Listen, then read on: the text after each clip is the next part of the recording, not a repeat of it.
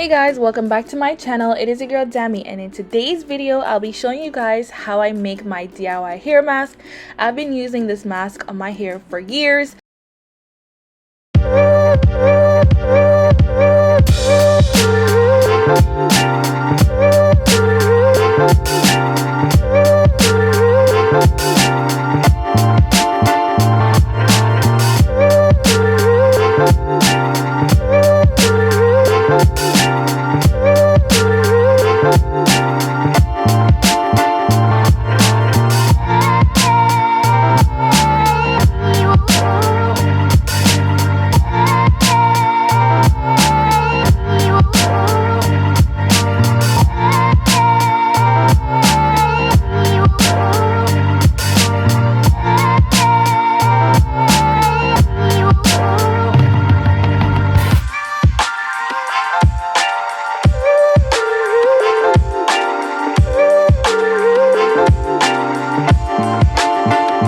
The cholesterol tea tree oil deep treatment in my mask, but I ran out.